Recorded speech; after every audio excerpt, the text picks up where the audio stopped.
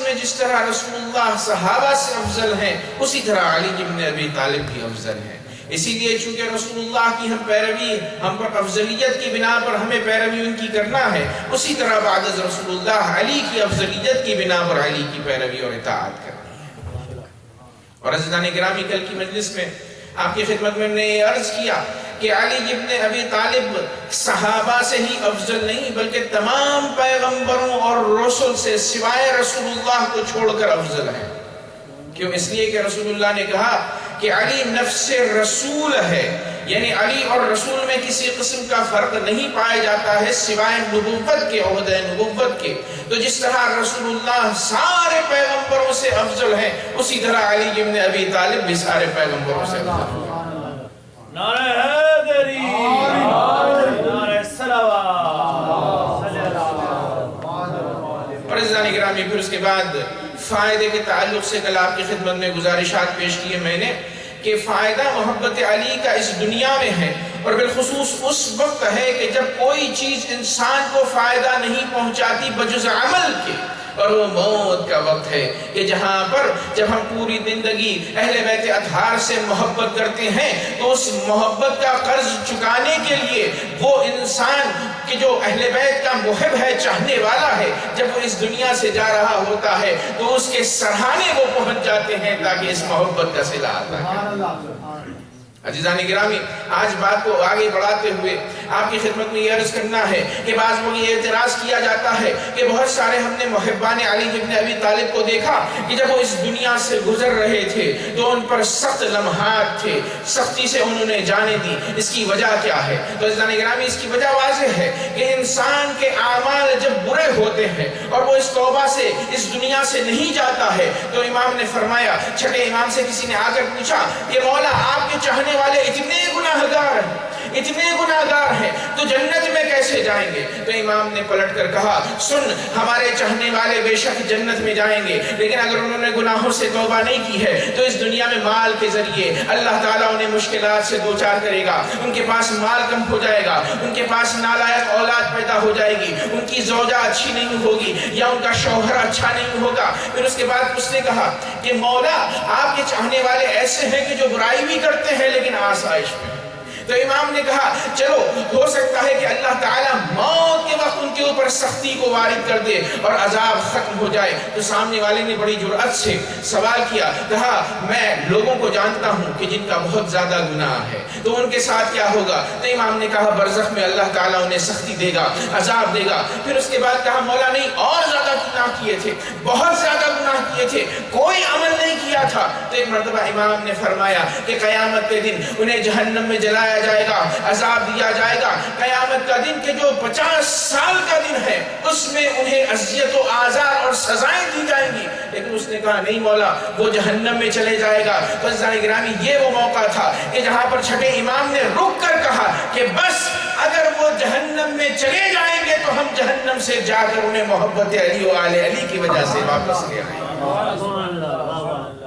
کیوں؟ اس لیے کہ منتہا انسان کا علی و آل علی سے محبت کرنے والے کی انتہا جنت ہے۔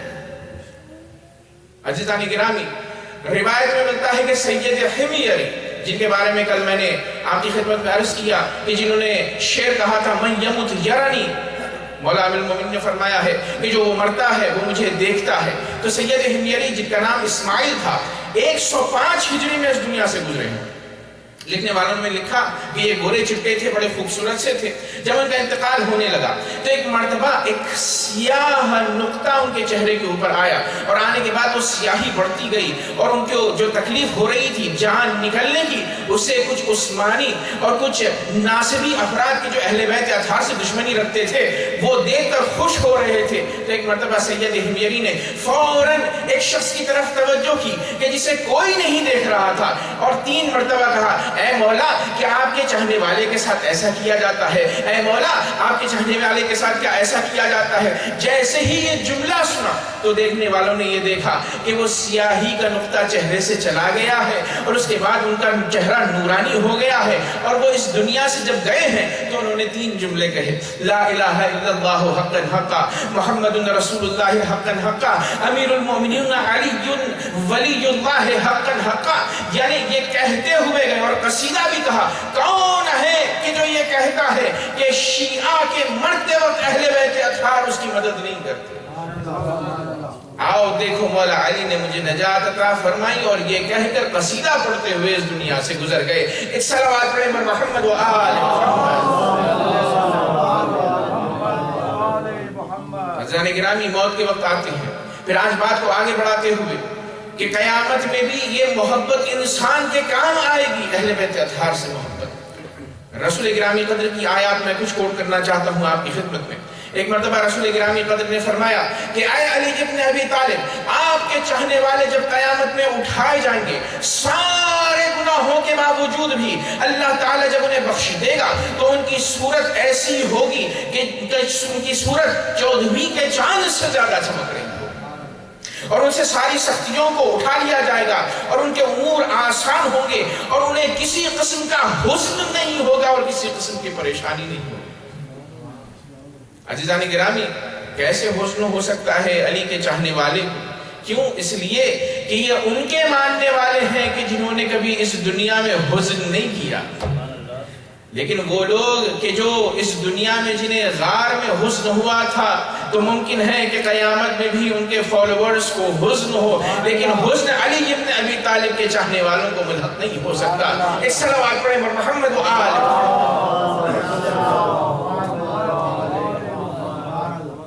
عزیزان گرامی، دوسری حدیث میں حضور فرماتے ہیں کہ محشر کی نقشہ کشی کرتے ہیں، کہتے ہیں کہ جب قیامت ہوگی اور اللہ تبارک و تعالی انسانوں کو اٹھائے گا تو علی ابن ابی طالب آئیں گے، اور علی ابن ابی طالب نورانی منبر پر بیٹھے ہوں گے، اور حضور نے فرمایا کہ علی کے سر پر ایک ایسا نورانی تاج ہوگا کہ اس تاج کے اندر ایسا نور ہوگا کہ لوگ اس تاج کی طرف اور نور علی ابن ابی طالب کی طرف دیکھنے کی سکت نہیں رکھ سکتے۔ پھر اللہ تعالیٰ کہے گا کہ علی ابن ابی طالب آئیں اور اس جنت اور جہنم کو تقسیم کریں۔ عزیزان گرامی، علی ابن ابی طالب جہنم اور جنت کو تقسیم کرنے کے متعلق جو روایات ملی ہیں، اس میں حضور فرماتے ہیں، خطاب کیا ہے امیر المومنین سے، کہتے ہیں کہ اے علی ابن ابی طالب، جہنم کے اوپر پل صراط ڈالا جائے گا، ایک پل ڈالا جائے گا، اور پل کے کنارے آپ کھڑے ہوں گے، اور آپ کی نسل سے سارے ائمہ کھڑے ہوں گے، اور اس کے بعد وہ آگ سے کہیں گے کہ یہ تیرا ہے اور یہ میرا چاہنے والا ہے، اسے غضب نہ پہنچا۔ اور پھر اس کے بعد امام فرماتے ہیں کہ اے علی، آپ اور آپ کے بعد آنے والے ائمہ سارے کے سارے جب کھڑے ہوں گے تو وہ کیسے پہچانیں گے شیعوں کو، کیسے پہچانیں گے دشمنان اہل بیت کو؟ تعرف المجرمین بسیماہم والمؤمنین بعلاماتہم، مجرموں کو ان کی پیشانی سے پہچانا جائے گا، اور مومنین کو ان کے ایمان سے پہچانا جائے گا۔ یعنی انسان جب برائی کرتا ہے، دشمنی اہل بیت مول لیتا ہے، ان سے محبت نہیں کرتا، تو وہ اس کے چہرے پر نکھر کر آ جاتا ہے۔ تعریف المجرمین بسیماہم، چہرے سے آپ پہچانیں گے۔ اب عزیزان گرامی، لوگ یہاں پر یہ اعتراض کرتے ہیں، کہتے ہیں کہ بھئی جب خدا خود موجود ہے، رسول اللہ جیسی بڑی ہستی موجود ہیں، تو علی ابن ابی طالب کون ہوتے ہیں جہنم اور جنت کو تقسیم کرنے والے؟ یہ تاریخ میں سوال اٹھایا گیا۔ تو عزیزان گرامی، جنت اور جہنم تو قیامت میں تقسیم کرنا دور کی بات ہے، علی ابن ابی طالب وہ ہیں کہ جو اس دنیا میں جنت اور جہنم کو تقسیم کرتے ہیں۔ کیوں؟ اس لیے کہ حضور محمد مصطفیٰ صلی اللہ علیہ وآلہ وسلم نے کیا فرمایا تھا؟ فرمایا تھا کہ یا علی حبک تقوی و ایمان و بغضک کفر و نفاق، اے علی آپ کی محبت تقوی اور ایمان ہے، اور آپ کا بغض کفر اور نفاق ہے، یعنی جو بغض علی رکھتا ہو وہ کافر ہے اور وہ منافق ہے۔ اور اللہ تعالیٰ نے قرآن مجید میں کیا کہا؟ ان المنافقین فی الدرک الاسفل من النار، منافقین جہنم کے آخری طبقے میں رکھے جائیں گے۔ تو اسی دنیا میں معاملہ پورا ہو چکا ہے، اسی دنیا میں منافق اور بغض علی رکھنے والا جہنمی ہے۔ قیامت کے دن بس یہ ہوگا کہ یہ جو اس کا حق ہے اسے پہنچا دیا جائے گا، وگرنہ فیصلہ مانی فیصلہ ہی ہوتا ہے۔ صلوات پڑھیں محمد و آل۔ عزیزان گرامی، علی ابن ابی طالب کا قسیم النار والجنہ ہونا یہ جو رسول اللہ نے روایت کہی ہے یہ معتبر ترین روایات میں سے ہے، اور یہ وہ روایت ہے کہ جسے خود مولا علی نے کئی مرتبہ اصحاب سے کہا کیا میں ہی نہیں تھا کہ جس کے بارے میں رسول اللہ نے کہا یا علی انت قسیم النار والجنہ۔ روایتوں میں ملتا ہے کہ جب عمر بن الخطاب اس دنیا سے گئے تو ایک مرتبہ 6 افراد کی جو کمیٹی بنائی گئی تھی اور یہ کہا گیا تھا کہ اس میں سے خلیفہ چنایا جائے گا، تو وہاں پر احتجاج کرتے ہوئے مولا امیر المومنین نے یہ کہا تھا کہ تم میں سے کون ہے کہ جس کے بارے میں میرے علاوہ رسول اللہ نے کہا کہ یا علی انت قسیم النار والجنہ، تو وہ پانچوں کے پانچوں افراد نے کہا تھا ہاں ہم قبول کرتے ہیں، یہ آپ ہی ہیں کہ جن کے بارے میں رسول اللہ نے کہا تھا کہ علی جنت اور جہنم کے تقسیم کرنے والے ہیں۔ عزیزان گرامی، تقسیم تو کیا، علی ابن ابی طالب جنت کا معیار ہے، جنت میں داخل ہونے کا سبب ہے، معیار ہے، میزان ہے، ترازو ہے۔ اسی لیے وہ آیت جو قرآن مجید میں نازل ہوئی، اللہ تبارک و تعالی نے فرمایا وَنَضَعُ الْمَوَازِينَ الْقِسْطَ لِيَوْمِ الْقِيَامَةِ، اللہ تبارک و تعالی نے میزان بنائے ہیں، ترازو بنائے ہوئے ہیں، عدالت پر استوار ہے وہ ترازو۔ عزیزان گرامی، ائمہ طاہرین نے فرمایا، رسول اللہ نے فرمایا ان امیر المومنین والائمۃ بعدہ هم الموازین، یہ جو موازین اور میزان اور ترازوؤں کا جو اس آیت میں تذکرہ ہوا ہے وہ بے شک علی ابن ابی طالب اور ان کی آل ہے کہ جن کی محبت کی کسوٹی پر انسان کو پرکھا جائے گا اور پھر جہنم یا جنت میں بھیجا جائے گا۔ قرآن مجید میں دوسری آیت ہے وَهَذَا صِرَاطٌ عَلَيَّ مُسْتَقِيمٌ، یہ راستہ میرے لیے راستہ سیدھا راستہ ہے۔ عزیزان گرامی، چھٹے امام جعفر صادق علیہ السلام فرماتے ہیں هَذَا صِرَاطٌ عَلَيَّ مُسْتَقِيمٌ، یعنی یہ سیدھا راستہ، اس سے مراد واللہ علی هو الصراط والمیزان، علی ابن ابی طالب وہ ہیں کہ جو صراط مستقیم ہے، علی ابن ابی طالب وہ ہیں کہ جو میزان اعمال ہے۔ صراط مستقیم اسی لیے کہا جاتا ہے کہ جب ہم نے کہا، چھٹے امام نے کہا صراط سے مراد علی ابن ابی طالب ہے، تو جب ہم نماز پڑھتے ہیں اہدنا الصراط المستقیم، اے اللہ ہمیں سیدھا راستہ دکھلا، ان لوگوں کے لیے کہ جو علی کے راستے پر نہیں ہے ان کے لیے ترجمہ صحیح ہے کہ اے اللہ ہمیں تو سیدھا راستہ دکھا، لیکن جو اہل بیت کا اور علی کا چاہنے والا ہے وہ یہ ترجمہ نہیں کرے گا بلکہ یہ کہے گا کہ اے علی، اے اللہ میں علی ابن ابی طالب کے راستے پر ہوں، مجھے اس راستے پر قیامت تک قائم ہے۔ ایک صلوات پڑھیں گے محمد و آل محمد۔ میں ان سے گزارش کرتا ہوں کہ آگے آگے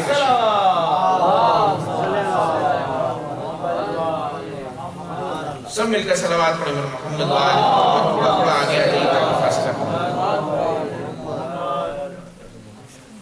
عزیزان گرامی، علی ابن ابی طالب صراط ہے اور میزان ہے، پرکھنا۔ ترازو میں کیا کیا جاتا ہے؟ چیز کو رکھ کے اس کا وزن دیکھا جاتا ہے، تو علی ابن ابی طالب ترازو ہے، یہاں پر عمل کو رکھ کر دیکھا جائے گا کہ عمل میں کتنا وزن ہے۔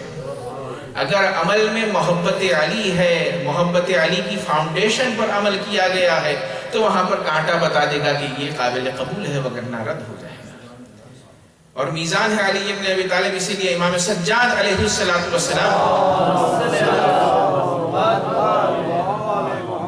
جب سلام بھیجتے ہیں مولا علی کو تو کیا فرماتے ہیں؟ السلام علی ابی الائمہ، میرا سلام ہو ائمہ کے بابا پر، وخلیل النبوہ، میرا سلام ہو اس پر کہ جو نبوت کا بھادوست ہے، خلیل النبوہ۔ پھر اس کے بعد فرمایا امام سجاد علیہ السلام نے کہ اس پر میرا سلام ہو کہ جو یعصوب الایمان ہے، ایمان کا سردار ہے۔ پھر اس کے بعد فرمایا سلام ہو کہ جو صراط ہے اور میزان اعمال ہے۔ اس طرح سے سلام بھیجا۔ والمخصوص بالاخوۃ، اور ایک جملہ یہاں پر امام نے یہ بھی فرمایا کہ سلام ہو میرا اس علی پر کہ جس سے مخصوص جو ہے رسول اللہ کی برادری ہے، رسول اللہ نے کسی کو بھائی نہیں بنایا سوائے علی ابن ابی طالب۔ عزیزان گرامی، انسان کا عمل علی ابن ابی طالب کی وجہ سے قبول ہوگا۔ اور بعض روایت میں یہ ملتا ہے کہ جنت میں کوئی داخل ہو ہی نہیں سکتا کہ جس کے پاس سرٹیفکیٹ نہ ہو محبت علی کا. یعنی عملی طور پر بھی وہاں پر سرٹیفکیٹ جاری کیا جائے گا.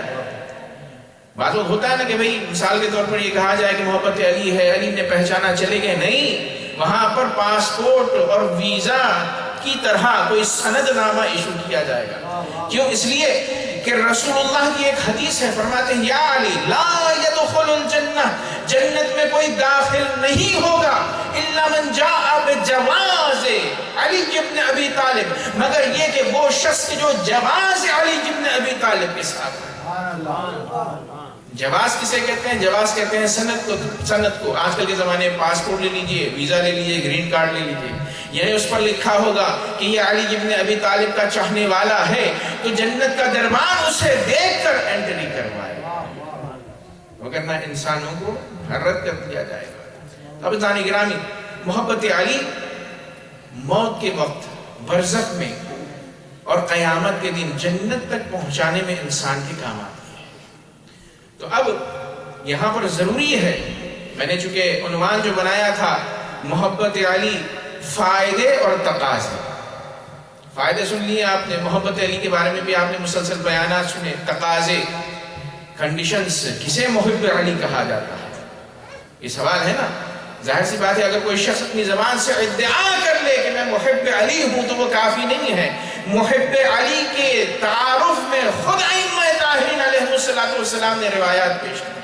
ایک شخص آتا ہے مولا کے پاس اور آ کر کہتا ہے کہ مولا میں آپ کا چاہنے والا ہوں، آپ کا شیعہ ہوں. ایک مرتبہ امام نے فرمایا، چھٹے امام نے، کہ میں تجھ میں شیعیت کی اور چاہنے والے کی علامات نہیں دیتا.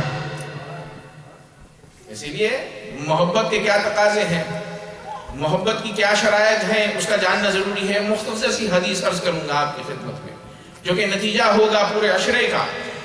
ایک مرتبہ حضور محمد مصطفیٰ صلی اللہ علیہ وآلہ وسلم نے فرمایا مولا علی کو خطاب کر کے، یا علی طوبى لمن احبک وصدقک وویل لمن ابغضک وکذبک. فرماتے ہیں اے علی ابن ابی طالب، مبارک ہو اس شخص پر کہ جو آپ کا چاہنے والا ہے، اور وائے ہو اس شخص پر کہ جو آپ کا دشمن ہے. اور پھر اس کے بعد فرماتے ہیں یا علی ان محبی کا معروفون، آپ کے چاہنے والے اے علی ابن ابی طالب آسمانوں میں جانے جاتے ہیں، ساتوں آسمانوں میں اور ساتوں زمینوں میں ان کی تعریف ہے، وہ پہچانے جاتے ہیں. یعنی علی ابن ابی طالب کے چاہنے والے، روایتوں میں ملتا ہے کہ جس طرح زمین آسمان پر ستارے چمکتے ہیں، اسی طرح زمین پر علی ابن ابی طالب کے چاہنے والے چمکتے ہیں.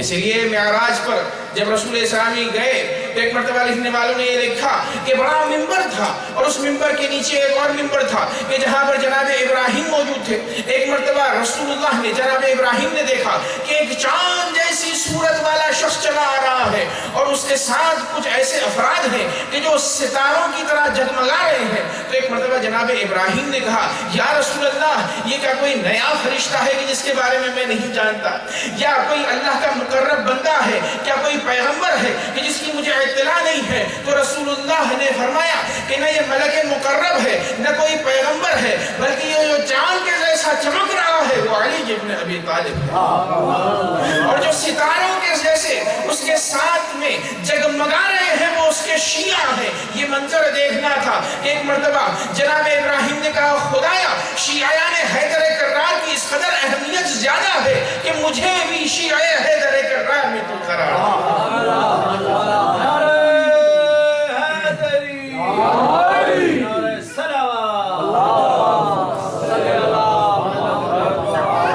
اسی لیے کہا گیا وَإِنَّ مِن شِيعَتِهِ لَإِبْرَاهِيمَ. علی ابن ابی طالب کے شیعوں سے شمار ہوتا ہے کس کا؟ ابراہیم کا. اب عزیزان کرام اسٹینڈرڈ بہت بڑا ہے. جناب ابراہیم علی کے شیعوں میں ہے تو ہمارا کہاں حساب کتاب ہوگا، تصور کیجیے. اب عزیزان کرام اسی طریقے سے ایک اور روایت میں ملتا ہے کہ ایک عورت نے، ایک شخص کہتا ہے کہ میں نے اسے دیکھا کہ وہ مکے میں یہ کہہ رہی ہے لوگوں سے کہ علی ابن ابی طالب کے محبت میں یہ جو جام ہے اسے پیتے جاؤ اور سیراب ہوتے جاؤ. پانی پی رہی تھی. اسی عورت کو اس نے مدینے میں دیکھا، دوسری جگہ پر دیکھا تو کہا کہ اب حالت بدلی ہوئی ہے، وہ پہلے نابینا تھی اب اس کی آنکھیں آ گئی ہیں۔ اس نے پوچھا کہ بھائی، اور وہ یہ کہہ رہی ہے کہ اس کے نام پر پیو کہ جس کی وجہ سے میری آنکھیں آ گئی۔ لہجہ بدل گیا ہے۔ تو عزیزان اکرامی، یہ وہ موقع تھا کہ جہاں پر اس شخص نے پوچھا کہ بھئی کیا وجہ ہے کہ تو اندھی تھی اور روشنائی تیری آ گئی ہے، بینائی آ گئی ہے؟ تو ایک مرتبہ اس عورت نے یہ کہا کہ میں مکے میں یہی کہہ کر لوگوں کو پانی پلا رہی تھی، حجاج کو پانی پلا رہی تھی کہ ایک مرتبہ ایک شخص میرے سامنے آیا اور آنے کے بعد پوچھا اس نے کہ کیا تم واقعاً علی بن ابی طالب سے بہت محبت کرتی ہے، جس کی وجہ سے جس کے نام پر تو پانی پلا رہی ہے؟ اس نے کہا ہاں میں بہت علی سے محبت کرتی ہوں۔ تو ایک مرتبہ اس نے ہاتھوں کو اٹھایا اور اللہ تبارک و تعالی سے میرے لیے دعا کی، خدایا اگر یہ عورت اپنے بیان میں سچی ہے تو علی کے صدقے تو اس کی آنکھوں کو واپس لوٹا۔ دعا ختم نہیں ہوئی تھی، آنکھیں آ گئی۔ عزیزان گرامی، جیسے ہی اس عورت کو آنکھیں آ گئی تو میں نے اس شخص سے پوچھا کہ اے شخص جا تو رہا ہے، تو نے میری آنکھیں دلا دی، تو نے ولی کا واسطہ دے کر دعا کی، مجھے یہ تو بتاتے جا کہ تو ہے کون؟ تو اس نے پلٹ کر کہا انا الخضر وانا من شیعۃ علی بن ابی طالب، میں خضر نبی ہوں اور علی کے شیعوں میں میرا شمار ہوتا ہے۔ ایک صلوات پڑھیں محمد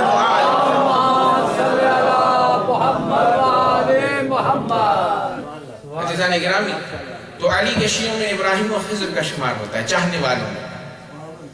تو اب رسول نے فرمایا، کیا فرمایا کہ علی کے شیعہ جانے جاتے ہیں ساتواں آسمانوں میں اور زمین میں۔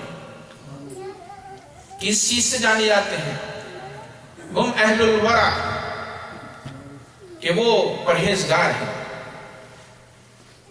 والسمت الحسن، اہل التقوی والورع، وہ پرہیزگاری کرنے والے ہیں اور وہ سمت حسن رکھتے ہیں۔ کیا مطلب؟ وہ سکوت رکھتے ہیں، زیادہ بولتے نہیں ہیں، جہاں ضروری ہوا وہاں بول دیا۔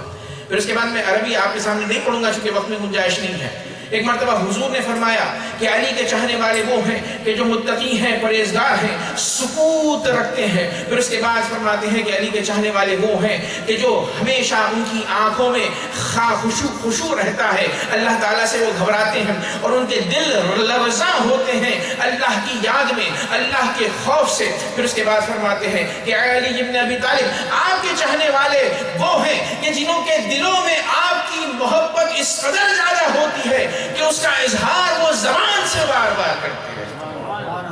اور پھر اس کے بعد فرماتے ہیں کہ اے علی آپ کے شیعہ وہ ہیں کہ جو آپ اور آپ کی اولاد کے سامنے آنکھوں کو جھکا کے رکھتے ہیں، ان کی تبعیت کرتے ہیں، ان کی پیروی کرتے ہیں۔ پھر اس کے بعد کہا آپ کے شیعہ وہ ہیں کہ جو آپ اور آپ کے بعد میں آنے والے ائمہ فرماتے ہیں، حکم دیتے ہیں، اس پر عمل کرتے ہیں۔ اور پھر اس کے بعد ایک بڑی عجیب بات کہی ہے کہ جو رسول اللہ کی جانب سے ہمارے لیے درس ہے۔ فرماتے ہیں کہ اے علی آپ کے چاہنے والے وہ ہیں کہ ایک چاہنے والا دوسرے چاہنے والے سے کبھی جھگڑا نہیں کرتا، اس کا خیال رکھتا ہے۔ کیوں؟ اس لیے کہ کچھ بھی اختلاف ہو لیکن اتحاد جو ہمارا ہے وہ محبت علی کی وجہ سے، تو ایک دوسرے کا خیال رکھتے ہیں۔ جب یہ ساری صفات جمع ہو جائیں تو اس کا فائدہ کیا ہے؟ تو حضور نے فرمایا ایسے جو شیعہ ہیں تو ان کے لیے کیا ہوتا ہے؟ ان کے لیے ہوتا ہے کہ اللہ تعالیٰ نے ملائکہ کو خلق کیا ہے۔ ایک روایت میں ملتا ہے کہ نور علی بن ابی طالب سے 70,000 ملائکہ کو اللہ نے خلق کیا، جن کا کام ہی صبح و شام قیامت تک یہ ہے کہ وہ شیعیان حیدر کرار کے لیے استغفار کرتے رہتے ہیں۔ جب وہ دعا کرتے ہیں تو وہ آمین کہتے ہیں، اور جو بھی ذکر وہ کرتے ہیں اس کا ثواب ان کے لیے جو ہے لکھا جاتا ہے۔ یہی وجہ ہے عزیزان گرامی کہ حضور نے فرمایا یا علی انت و شیعتک ہم الفائزون، اے علی آپ اور آپ کے شیعہ کامیاب ہیں اس دنیا میں اور آخرت میں۔ لکھنے والوں نے لکھا کہ جابر بن عبداللہ انصاری ایک مرتبہ حضور محمد مصطفیٰ صلی اللہ علیہ وآلہ وسلم کے ساتھ بیٹھے ہوئے تھے، دیکھا مولا امیر المومنین آئے تو فرمایا والذی نفسی بیدہ، اس کی خدا کی قسم کہ جس کی قبضہ قدرت میں میری جان ہے، ان ھذا وشیعتہم الفائزون، یہ اور اس کے شیعہ قیامت کے دن کامیاب ہونے والے ہیں۔ رسول اللہ نے یہ جملے کہے تو اللہ تعالیٰ نے آیت نازل کی ان الذین آمنوا وعملوا الصالحات اولئک هم خیر البریہ، بے شک جو ایمان لائے، جنہوں نے نیک اعمال انجام دیے، وہ امت میں سب سے بہترین افراد ہے اور بہترین افراد جب رسول اللہ سے پوچھا گیا تو امت میں چونکہ مختلف فرق ہیں، حضور نے فرمایا علی سے محبت کرنے والے امت میں بہترین افراد ہیں، ان سے بہتر کوئی نہیں ہو سکتا۔ ایک صلوات پڑھیں پر محمد و آل محمد۔ ہاں عزیزان گرامی، محبت کے تقاضوں کو ہمیں پورا کرنا ہے، اور محبت کے تقاضے چاہے عمل میں ہوں چاہے جان نثاری میں ہوں، اس میں پیروی کرنا ہے ہمیں کربلا والوں کی۔ عزیزو، آج عشر مجالس مکمل ہوئے اور مظلومیت والی رات یعنی شب عاشور یہ وہ رات ہے کہ جس کی صبح نہ عباس ہوں گے، نہ اکبر ہوں گے، نہ اون محمد ہوں گے۔ عزیزو، لکھنے والوں نے یہ لکھا ہے کہ عمر سعد نے شب عاشور یہ حکم دیا کہ اسی رات میں حسین کے خیموں پر حملہ کر دیا ہے۔ وہ جوان لشکر دشمن سے آگے بڑھے، ادھر سے ابو الفضل عباس آگے بڑھے، اور ابو الفضل عباس نے جا کر شجاعت دیکھی عزیزو، ایک خط کھینچ دی سامنے اور کہا کہ اس خط کے آگے کسی کی مجال نہیں ہونی چاہیے۔ ایک مرتبہ ابو الفضل عباس نے کہا کیا پیغام ہے؟ تو کہا ابھی جنگ شروع کی جائے گی، عمر سعد کی طرف سے حکم آیا ہے۔ جناب عباس آئے، کہا مولا اجازت دے دیجئے۔ امام نے فرمایا کہ اے عباس، ابھی ہم جنگ چھیڑنا نہیں چاہتے، تم جانتے ہو کہ حسین کو نماز پڑھنا، قرآن مجید کی تلاوت کرنا اور اپنے شیعوں کے لیے استغفار کرنا کس قدر پسند ہے۔ جاؤ یہ ایک رات کی مہلت لے لو، ہم کل برسر پیکار ہوں گے۔ عزیزان گرامی، امام کو وقت ملا تو لکھنے والوں نے لکھا کہ یہ رات ایسی رات گزری ہے کہ جس میں ہر امام کے ساتھ رہنے والا صحابی سجدے میں تھا اور یہ کہتا تھا سبوح قدوس رب الملائکۃ والروح استغفر اللہ ربی واتوب الیہ۔ ذکر پوری رات اصحاب ابا عبداللہ الحسین کر رہے تھے۔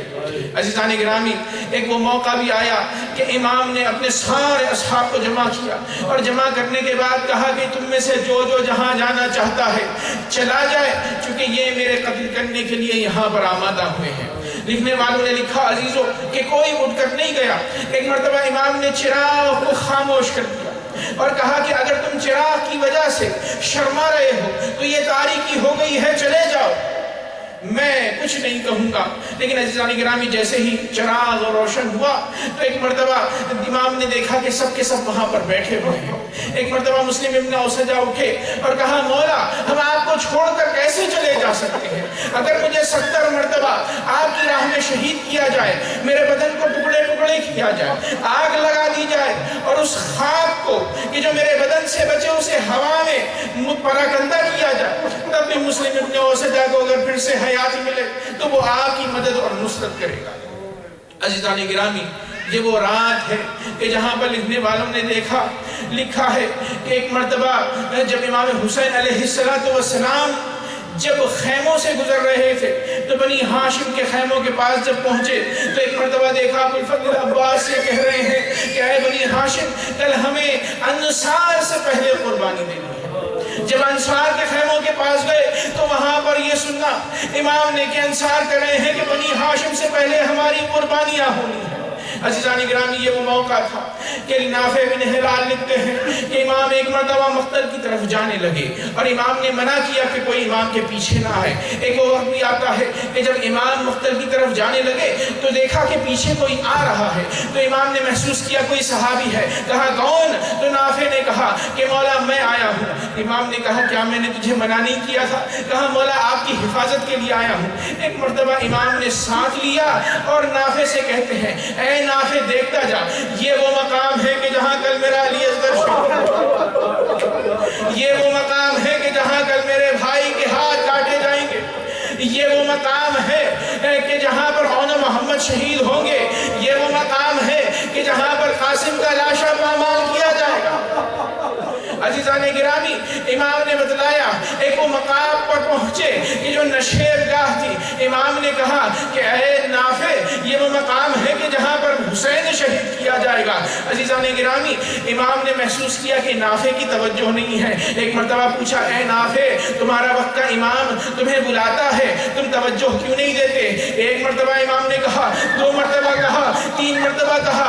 अजीज़ान गिरामी, एक मरतबा नाफे ने हाथों को जोड़ा और जोड़कर कहा, मौला, यहाँ जब से मैं आया हूँ इस मकाम पर एक बीवी के रोने की मुसलसल आवाज आ रही है। एक मरतबा नाफे ने कहा, मौला, नाफे ने कहा, मौला, बीवी के रोने की